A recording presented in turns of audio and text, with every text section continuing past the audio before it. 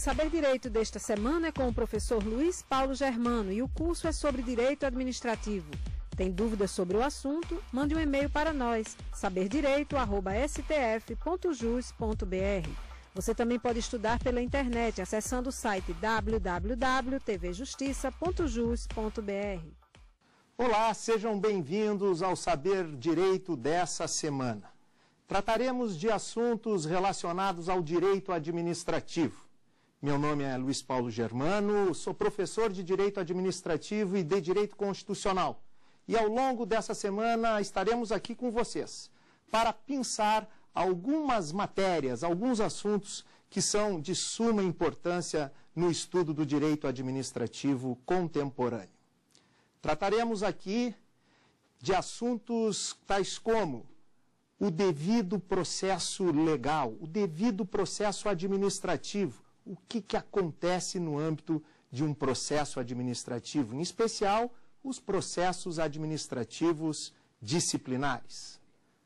Falaremos também da questão relacionada a processos judiciais, contenciosos judiciais que envolvem o chamado direito administrativo punitivo ou o direito administrativo sancionador, uma verdadeira nova disciplina que está a surgir no estudo do direito administrativo. Não poderemos perder de vista a necessidade de revisitarmos a ação de improbidade, a ação popular e algumas das ações que são desencadeadas pelo Tribunal de Contas.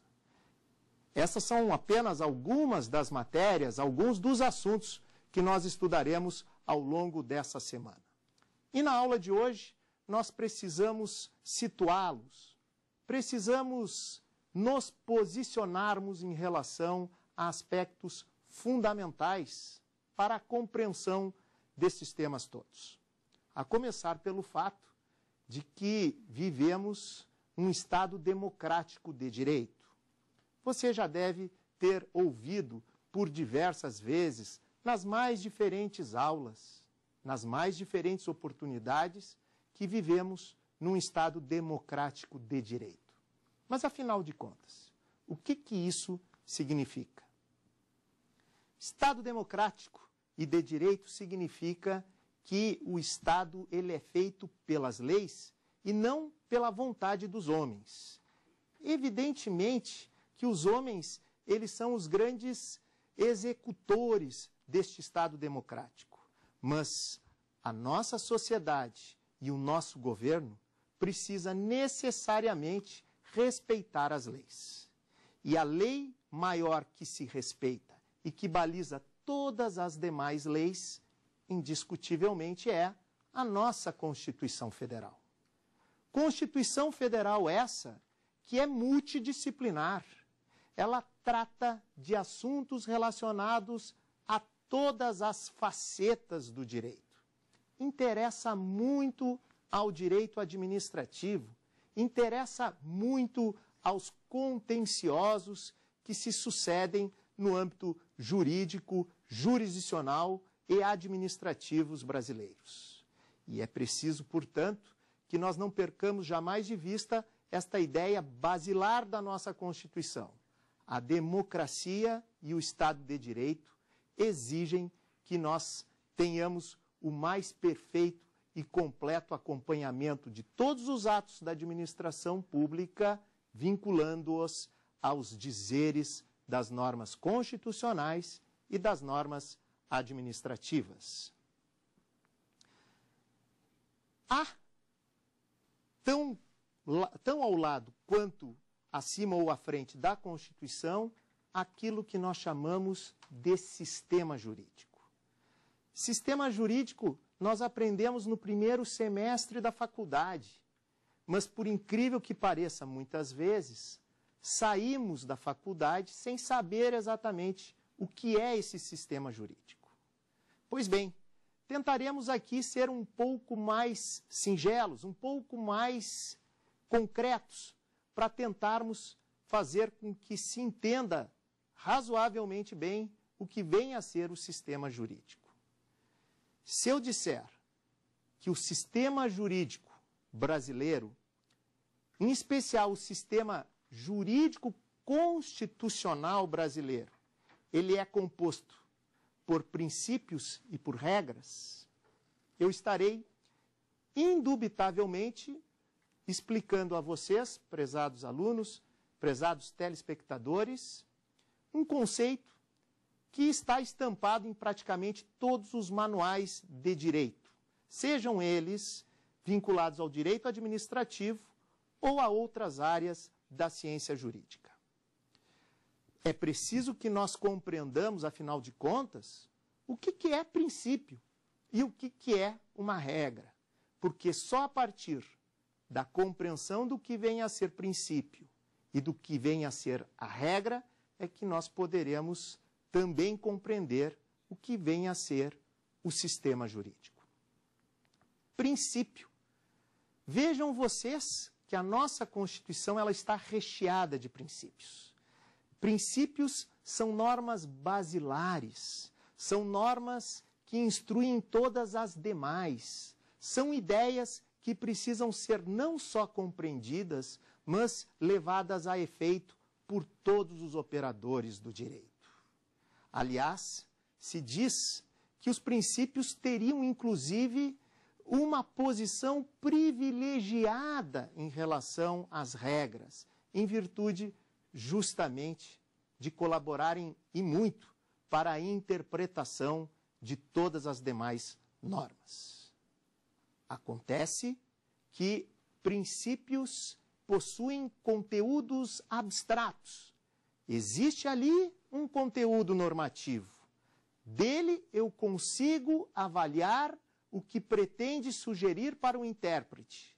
Mas, evidentemente, que um princípio sozinho no sistema jurídico não seria capaz de resolver todas as questões operacionais que o direito nos coloca no dia a dia.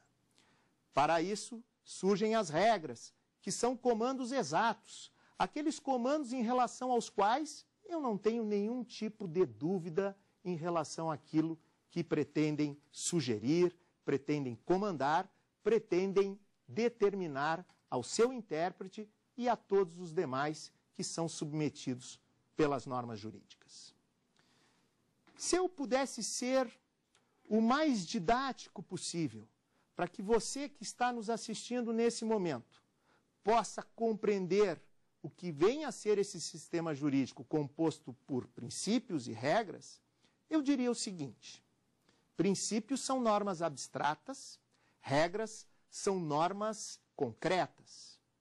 Imaginem vocês se eu disser que o programa Saber Direito ele é apresentado nas manhãs ou nas tardes aqui pela TV Justiça. Pois bem, você terá a exata noção de que o Saber Direito ele passará em um dos turnos. Então, se você desejar gravar esse programa, você saberá se organizar no sentido de que o programa será exibido ou na parte da tarde ou na parte da manhã.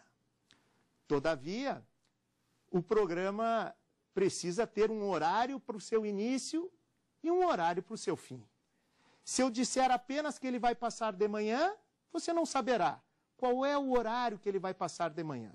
Que horas devo eu me programar para gravá-lo? Até que horas vai o programa? Vocês ficarão com uma ideia abstrata na cabeça. Pois bem, relacionem essa situação a um princípio. Eu consigo dele extrair um comando. O programa Saber Direito será transmitido todas as manhãs. Mas me falta um elemento de maior concretude. Me falta aquele elemento que vai me determinar e me dizer efetivamente que horas começa o programa Saber Direito. Aí vem a regra. A regra vai me dizer que o programa Saber Direito vai começar às 8 da manhã, vai terminar às 9, vai começar às 10, vai terminar às 11, terá tantos intervalos, enfim, a partir da regra eu consigo efetivamente buscar a exata conformação da norma. Vamos passar agora por uma questão que possa ser muito elucidativa no que diz respeito a casos jurídicos. Vamos pegar um princípio que habita a nossa Constituição Federal, que está relacionada ao devido processo legal, que é o chamado princípio da ampla defesa e do contraditório, que vocês bem sabem, está lá no artigo 5º, inciso 55 da nossa Constituição. O que diz o artigo 5º, inciso 55?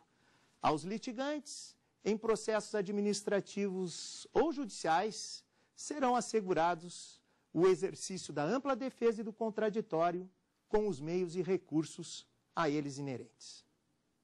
Está aí um princípio que garante que nos processos administrativos e judiciais em que houver litígio, será assegurado o exercício aos acusados, aos que têm que se defender, da defesa da maneira mais ampla possível e do exercício do contraditório. Mas eu preciso saber de que maneira eu vou exercer essa defesa. Eu preciso saber de que maneira eu vou exercer esse contraditório. Bom, para isso eu preciso saber se eu estou diante de um contencioso de natureza fiscal, se eu estou diante de um contencioso de natureza vinculado ao exercício do poder de polícia.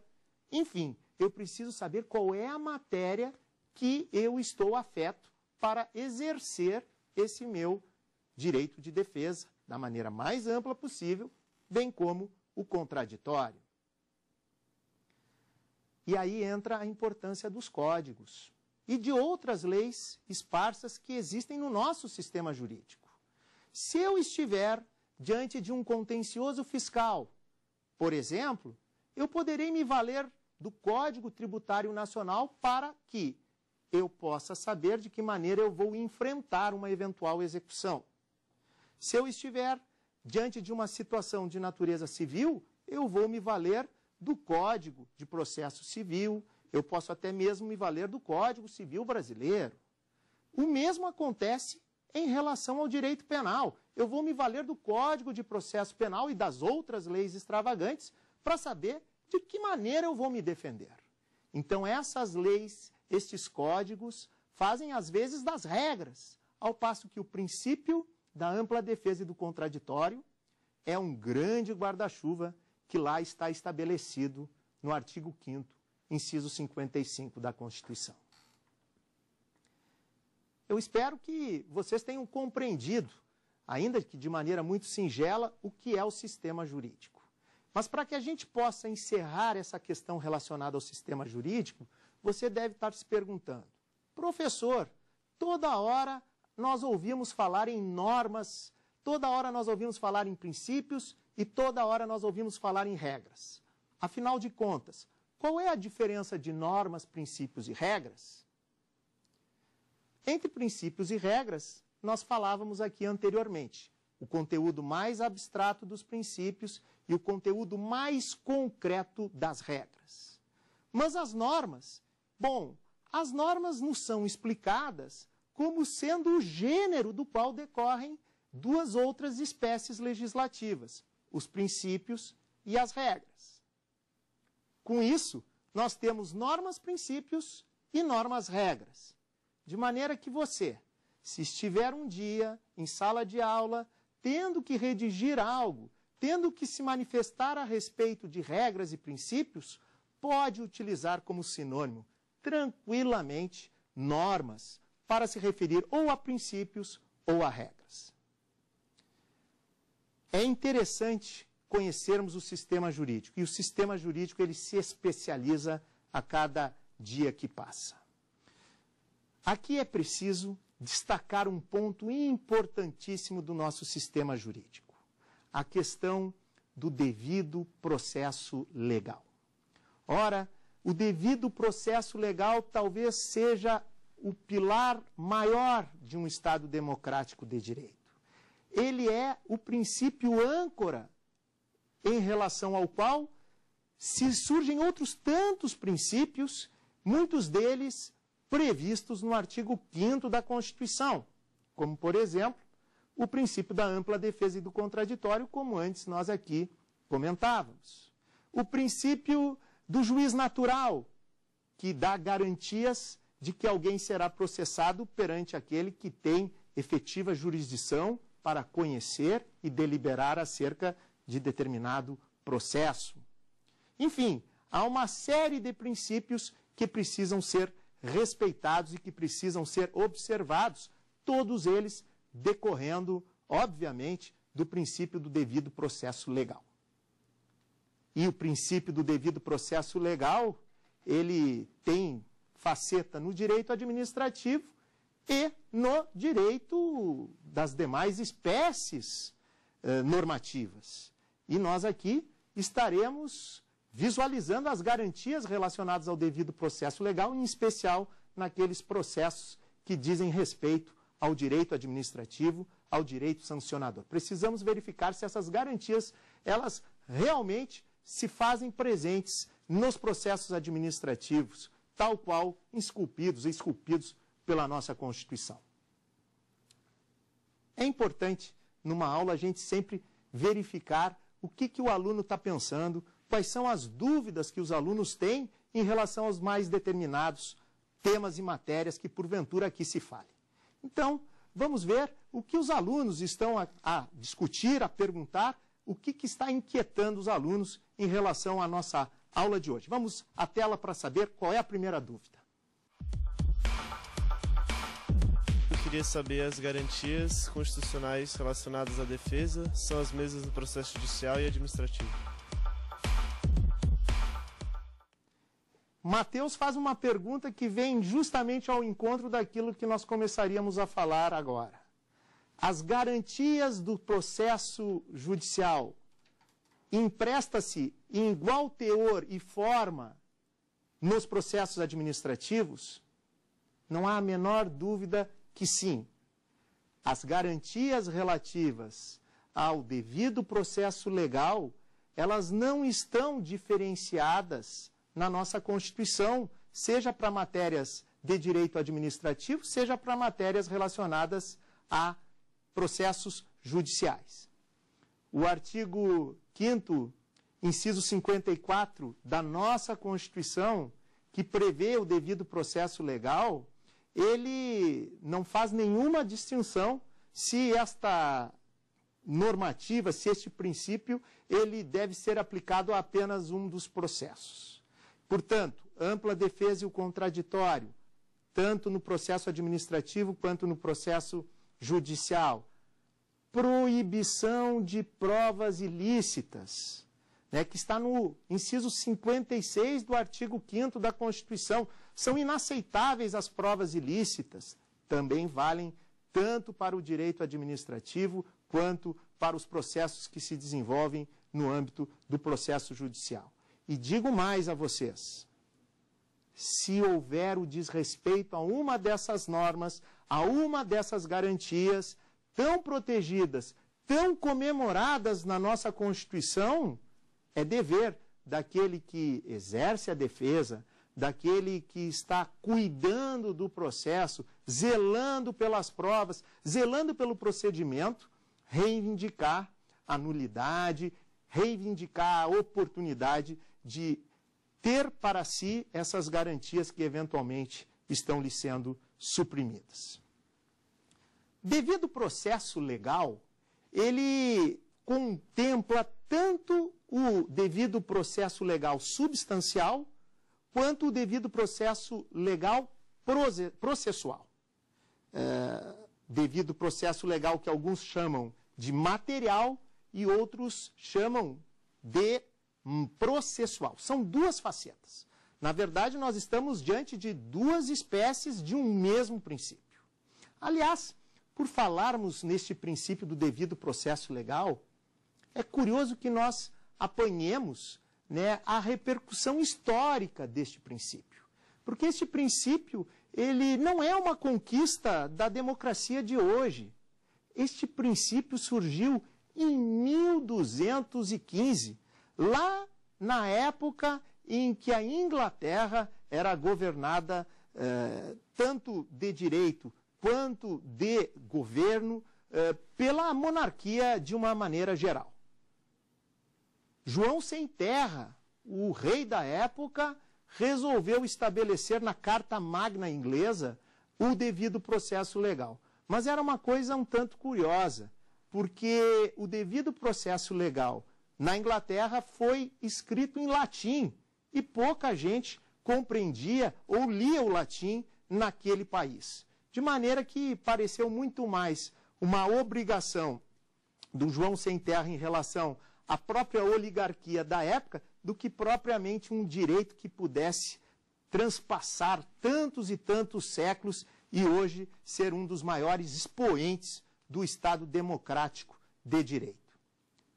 Tanto é, né, que os Estados Unidos editaram em 2 oportunidades emendas que contemplam o devido processo legal.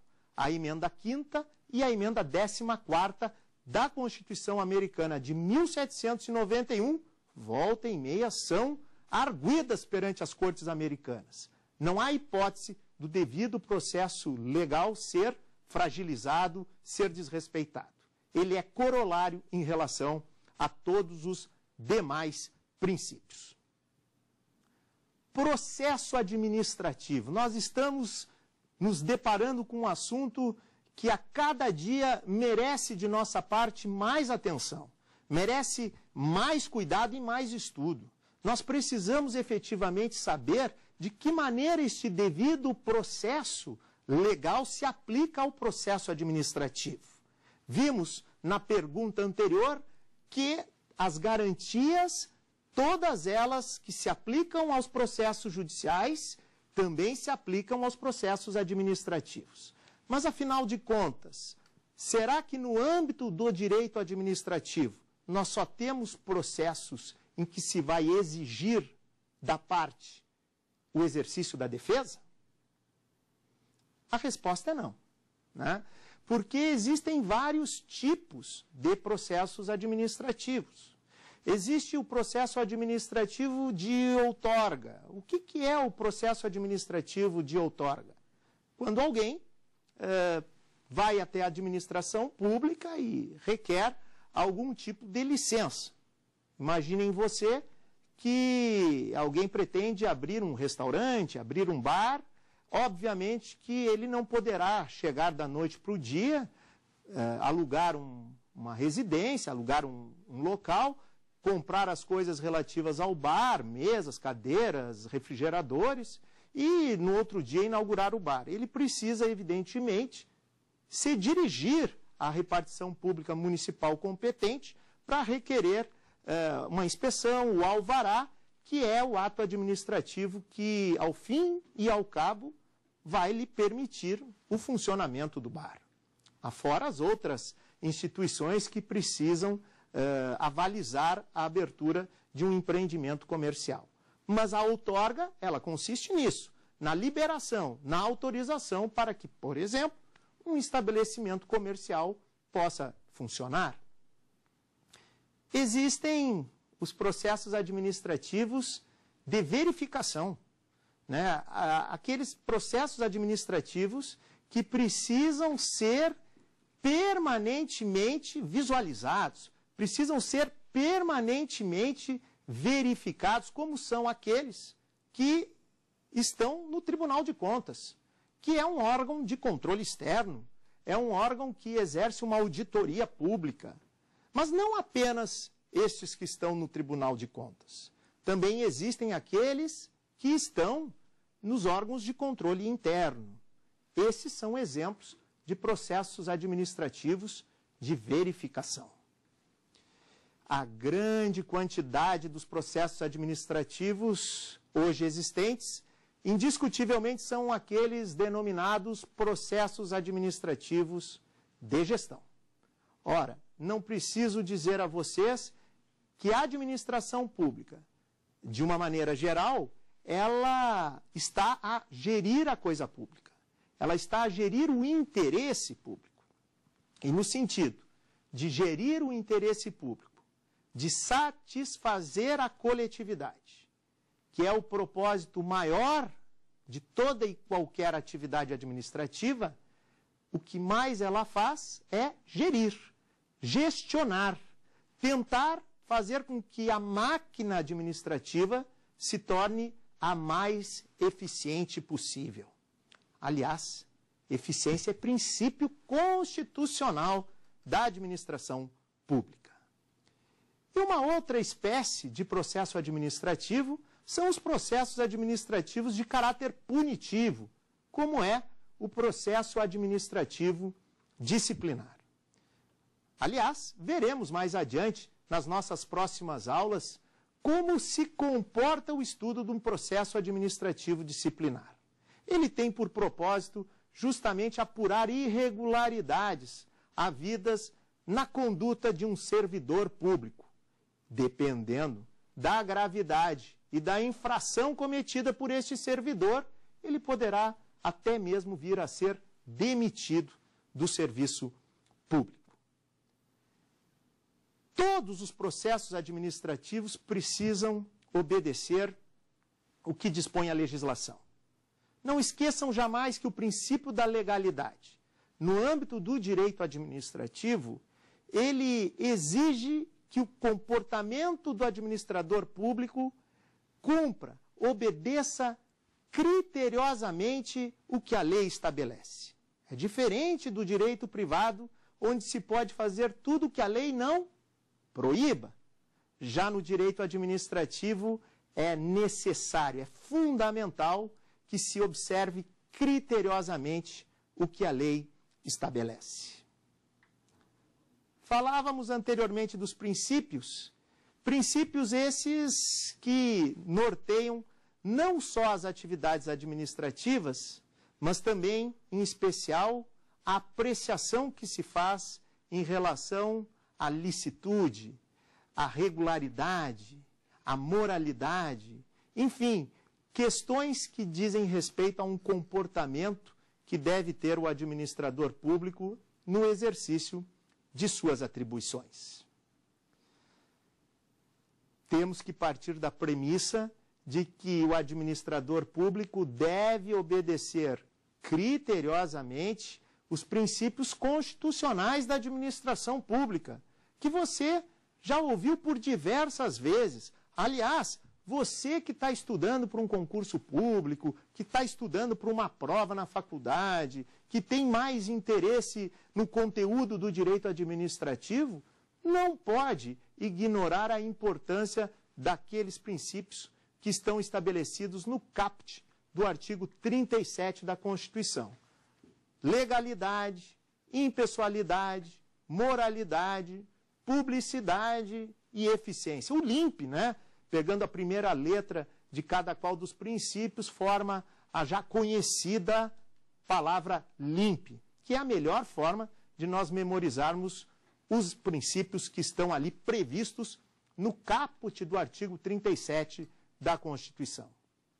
Legalidade é um princípio basilar do Estado democrático de direito. Eu dizia a vocês que o governo é das leis, não é um governo dos homens. O homem deve seguir a vontade da lei. Por isso que nós estamos num Estado de direito e de garantias. No direito administrativo, a legalidade, ela impõe a mais absoluta observância por parte do administrador em relação às obrigações legais. Para realizar uma licitação, ou melhor dizendo, para efetuar uma compra, a regra do artigo 37, inciso 21 da nossa Constituição, é de que as entidades da administração pública devam desencadear um processo licitatório, que é um exemplo de processo de gestão. Isso tem a ver com a obediência não só ao princípio da legalidade, a que nos referimos neste momento, mas também à impessoalidade, à moralidade, à publicidade e à eficiência. Então vejam vocês que um princípio não pode ser estudado de maneira estanque, como se ele não se comunicasse com os outros princípios. Quando nós abordamos a legalidade, a validade de um expediente administrativo e no que ele comporta, nós dificilmente podemos analisá-lo sobre a ideia, ou sob a ideia de ter havido um respeito apenas e tão somente do princípio da legalidade. Nós precisamos ver se outros princípios que se interrelacionam ao da ilegalidade não foram feridos. Aliás, numa prova de concurso, dificilmente se pergunta, nos dias de hoje, se determinada situação ela ofende um específico princípio. Por quê? Porque os princípios, muitas vezes, conforme eu dizia anteriormente, se interrelacionam. E um determinado fato pode ferir vários princípios. Então, você que está se preparando para um concurso público, vá se acostumando com a ideia de que a banca, que o examinador possa, numa eventual pergunta, indagar qual o princípio que preponderantemente está sendo denegrido, está sendo violado. Porque se pedir apenas um e que o aluno, o candidato tenha que responder apenas um, esta questão corre o sério risco de ser anulada. Vamos ver se os alunos que estão nos acompanhando, aqueles que estão prestigiando o Saber Direito dessa semana, vamos ver se eles têm algumas dúvidas, vamos ver o que eles têm a nos perguntar para valorizar a aula de hoje. Queria saber se o devido processo administrativo não for observado, estaremos diante de uma nulidade absoluta? É interessante essa pergunta também. Falávamos do devido processo administrativo que está vinculado ao devido processo legal. Se nós dizíamos que as garantias relacionadas ao devido processo legal, elas se aplicam tanto aos processos judiciais quanto aos processos administrativos, não há a menor dúvida que, em havendo prejuízo, especialmente para um acusado, especialmente para aquele que está se defendendo, é preciso, em nome do Estado democrático, protegê-lo. E aí, nesse caso, a nulidade, ela, em se caracterizando como sendo absoluta, ela implica na invalidade dos atos até ali praticados. É aquilo que nós chamamos de efeito ex tunc, o efeito que retroage ao momento em que se constata a ilegalidade havida. A questão é que o artigo 55 da Lei 9.784, de 1999, que é a lei que disciplina normas gerais sobre processos administrativos no âmbito da administração pública federal, este artigo ele diz o seguinte: se não forem verificados ou evidenciados prejuízos a direitos, a interesses, é possível convalidar atos que tenham sido praticados de maneira irregular. Veja bem, é possível a convalidação daquilo que foi praticado de maneira irregular. E a condição para que se dê essa convalidação, esta condição, ela se remete, obviamente, à não existência de prejuízo, à não existência do atingimento de direitos adquiridos, de direitos que já são consagrados, as garantias constitucionais daquele que está sofrendo o processo. Então, nós precisaríamos aferir tecnicamente, né, afinal de contas, que tipo de irregularidade foi provocada. Se esta irregularidade ela for possível ser saneada, bom, aí eu tenho, quem sabe, a possibilidade de salvaguardar aquele processo e aqueles atos. Caso contrário, se houver a mínima dúvida de que direitos fundamentais tenham sido corrompidos, bom, não cabe outra alternativa para aquele que está conduzindo o processo, senão anular aquele procedimento. A impessoalidade é o segundo princípio estabelecido no caput do artigo 37 da Constituição. E a impessoalidade, ela quer dizer de que o governo não é de um, o governo é de todos, é do público. assim como aqueles que são destinatários a um governo honesto, sincero, eficiente, também é toda a coletividade, e não apenas uma determinada pessoa individualmente. A impessoalidade, ela pressupõe justamente a coletividade. Sem partidarismos, sem individualizações, sem questões singulares. O direito não foi feito para satisfazer uma determinada pessoa, uma determinada entidade. O direito foi feito para a coletividade. E nesse sentido, a impessoalidade, ela acaba com aquilo que muitas vezes nós ouvimos a miúdo, né, por determinadas repartições em determinados ambientes. Aquela velha história, né? Olha, só eu, servidor público, que posso fazer esse tipo de ato, e estou fazendo porque é para ti. Ora, isso nós já ouvimos, mas é algo absolutamente incompatível com a impessoalidade exigida no âmbito de um processo administrativo. Não pode haver individualização.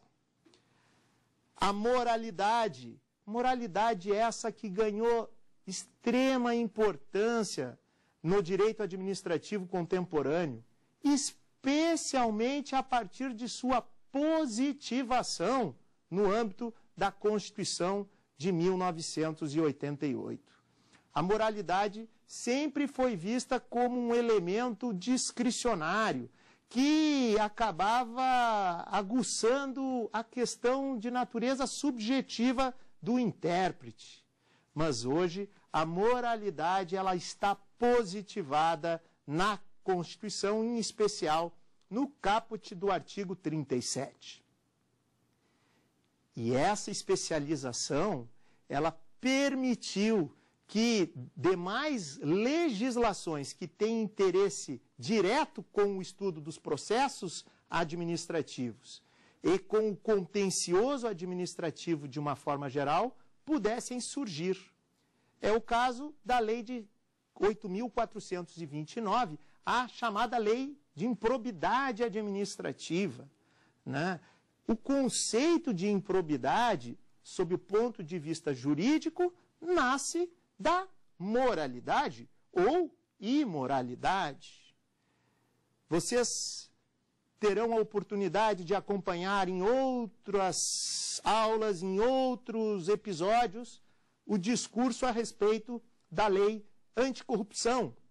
Lei essa que se aplica a empresas privadas, que foi promulgada no ano de 2013 e que está em franca expansão de estudo no sistema jurídico brasileiro. Saibam vocês que essa lei também tem fundamento nas questões relacionadas ao comportamento imoral de pessoas jurídicas. A publicidade nos conduz a uma afirmação absolutamente inegável.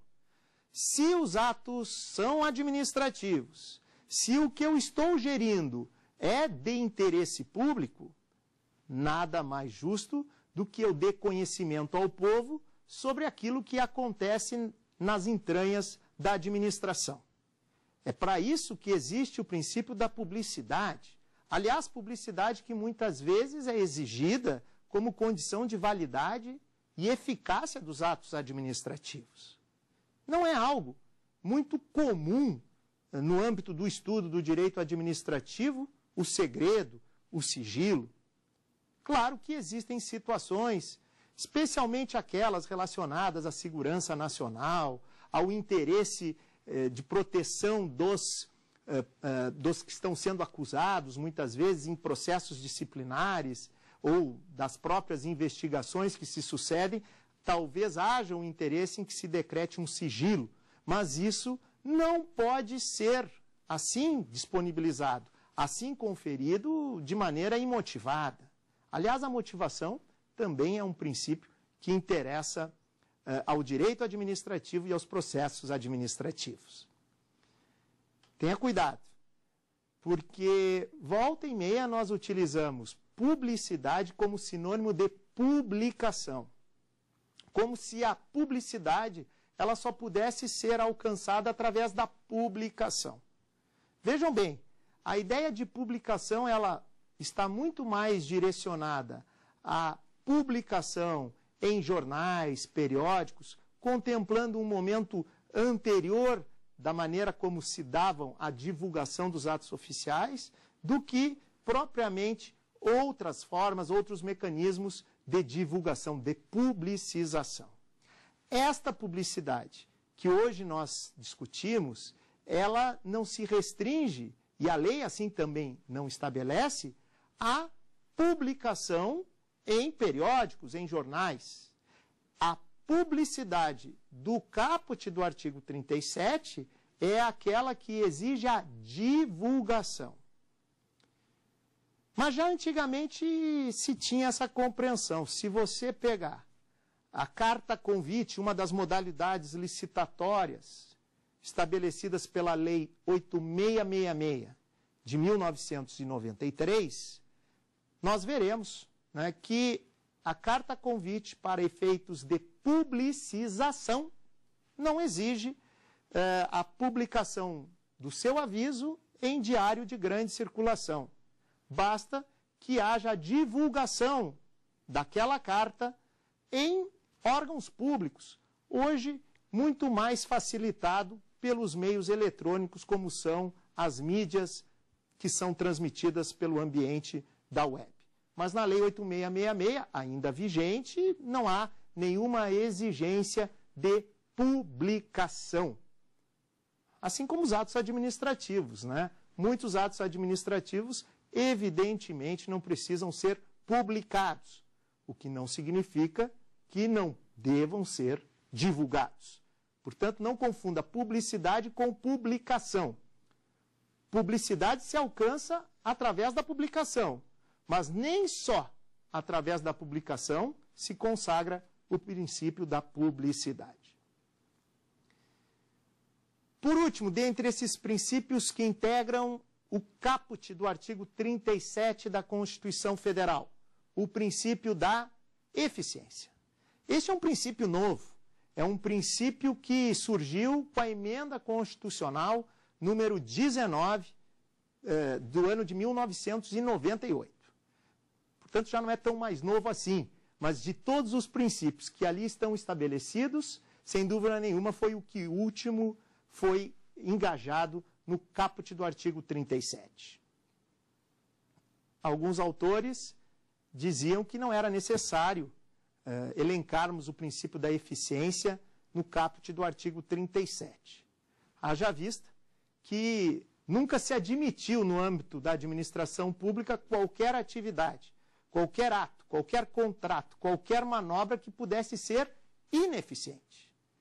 Aliás, diziam que já existia o princípio da otimização, que é o princípio que exige por parte dos gestores públicos, nas suas atividades, nas suas atitudes, o objetivo do ótimo, de buscar o melhor possível para a administração pública. Acontece que a eficiência é um termo mais contemporâneo, é um termo mais moderno. Inclusive foi estabelecida na Constituição como forma de se avaliar o desempenho de servidores públicos.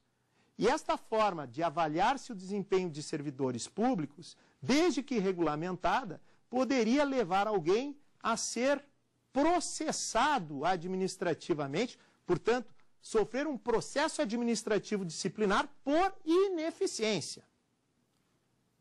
Aí você se pergunta, mas professor, desde quando a administração pública tolerou alguma vez na vida um servidor ineficiente?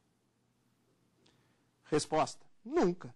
Mas se eu puder deixar isso de maneira explícita, esclarecida, didaticamente apresentada a todos aqueles que têm interesse em saber da matéria, melhor. Então, aquilo que se repete, que se melhor esclarece, nunca vem conspirar contra o direito. Muito pelo contrário, ele favorece uma melhor inteligência, uma melhor compreensão das questões relacionadas ao direito administrativo e ao processo administrativo como um todo. Existem outros princípios, né? Princípios que estão estabelecidos na Lei 9.784 de 1999. Aliás, que lei é essa, hein? Lei dos Processos Administrativos Federais. Uma lei didática, extensa, que traz todas as informações que nós precisamos para compreender o funcionamento da administração pública. E lá estão estabelecidos o princípio da razoabilidade, o princípio da proporcionalidade. Razoabilidade que deveria fazer parte de todas as condutas dos administradores públicos e de todos aqueles que trabalham com a administração pública. Tem origem no direito americano e está muito relacionada com aquele comportamento normal que se exige dos administradores públicos. Muitas das decisões tomadas por administradores públicos, por gestores públicos, às vezes elas não se apresentam como razoáveis, às vezes elas são impertinentes, às vezes elas não estão de acordo com o sistema jurídico, considerando princípios e regras. Falávamos isso no início da aula de hoje. Pois a razoabilidade, ela se expande para os comportamentos administrativos, para os atos administrativos, independentemente da espécie desses atos administrativos.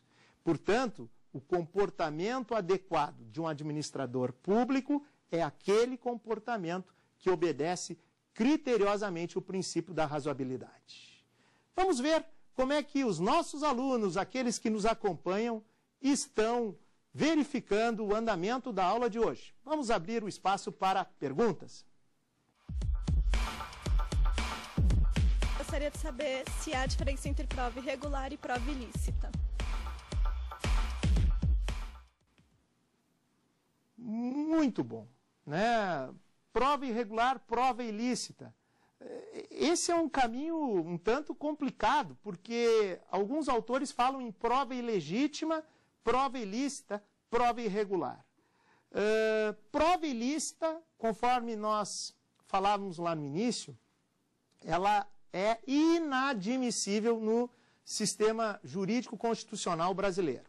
Aliás, não existe aquela chamada prova moralmente lícita, ou seja, aquela prova que, embora não tenha sido produzida de acordo com as regras legais, ainda assim atendeu os fins que se almejava. Não existe isso. A prova ilícita, ela é moralmente ilícita também. Ela é imoral, ela é insuportável. O sistema jurídico constitucional brasileiro não a tolera. E a partir disso a gente começa a responder a pergunta. Porque a prova ilícita é aquela que tem na sua origem a ilicitude. Ela foi produzida em sentido contrário às normas legais. Por exemplo, uma questão muito comum nos dias de hoje, alguém que faz uma busca e apreensão na casa de um suspeito, porém não tem a devida ordem legal para, ordem judicial, melhor dizendo, para fazer essa busca e apreensão.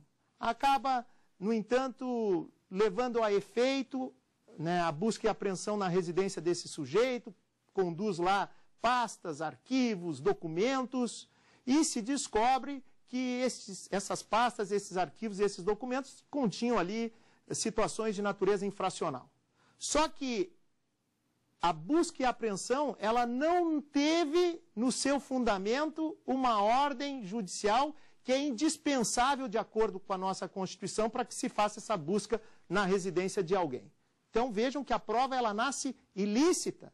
Por quê? Porque ela não teve como precedente a ordem judicial que autorizava a busca e apreensão na residência de um suspeito. Ainda que eu tenha lá coletado informações importantes, né?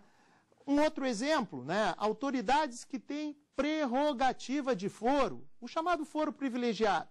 Evidentemente que elas só podem ser investigadas mediante a autorização do Supremo Tribunal Federal ou do órgão jurisdicional a que estiverem submetidas. Se houver a condução desta investigação por autoridades desprovidas desta competência, esta investigação ela é ilegal. A irregularidade, ela diz respeito muito mais à execução propriamente dita do que à origem da prova ilícita. Ou seja, eu tenho, por exemplo, o mandado de busca e apreensão devidamente autorizado por ordem judicial, como diz a Constituição. Mas este mandado dispõe que eu posso ingressar naquela residência para apreender apenas e tão somente computadores. Está descrito lá no mandado. Só que os agentes, no cumprimento deste mandado, acabam apanhando outras coisas, como arquivos pessoais, pastas pessoais, que não apenas essas que estavam ali autorizadas pela ordem judicial. Bom, nesse caso, não há muito o que se fazer, a não ser reconhecer que houve uma irregularidade na busca e apreensão procedida, ainda que o nascedouro desta ordem ela seja lícita, porque a busca e apreensão ela tinha como destino justamente a busca e apreensão de computadores que eram os componentes autorizados pelo juiz. Então a irregularidade está muito mais na execução do que propriamente no nascedouro da prova. Para saber se esta irregularidade ela contamina ou não efetivamente todo o processo, evidentemente que nós precisamos descer aos detalhes do caso em concreto. Mas é possível sim que esta irregularidade na coleta da prova possa caracterizar inclusive um abuso de poder, um abuso de direito, o que é também, obviamente, reprimido pelo nosso sistema jurídico constitucional brasileiro. Eu dizia que existem outros princípios, e esses princípios eles estão estabelecidos em diferentes diplomas da nossa legislação. A 9.784 estabelece o princípio da razoabilidade, a que fazia menção instantes atrás, princípio da proporcionalidade, de origem alemã, princípio da proporcionalidade que visa indiscutivelmente adequar os meios aos fins, visa justamente indicar, reunir situações para que eu possa verificar se aquela conduta enquanto administrador, enquanto julgador, que eu estou tomando, ela é efetivamente adequada para a resolução da causa. Existe o princípio da motivação. A motivação, ela hoje no direito administrativo é indispensável. No passado se dizia de maneira equivocada, olha, os atos discricionários, os atos, aqueles que não precisam, digamos assim, seguir os componentes legais, não precisariam de motivação. Bobagem. Isso é uma grande bobagem, porque os discricionários, eles precisam motivar-se, seja pela finalidade que perseguem, seja pelos motivos em si que eles agasalham em si. Mas esses princípios todos, estas regras todas, elas serão temas de debates ao longo dessa semana aqui no Saber Direito. Nós tivemos hoje a oportunidade de estudarmos um pouco a ideia do Estado democrático de direito, vimos algumas questões relacionadas ao devido processo legal, o quanto importante é a estrita observância do devido processo legal. Vimos a aplicação dos princípios e continuaremos a vê-los nas próximas aulas. Na próxima aula, estaremos estudando os processos administrativos disciplinares. Com isso, conseguiremos dar andamento ao curso dessa semana. Tem dúvidas sobre o assunto? Mande um e-mail para nós, saberdireito@stf.jus.br. Você também pode estudar pela internet acessando o site www.tvjustiça.jus.br.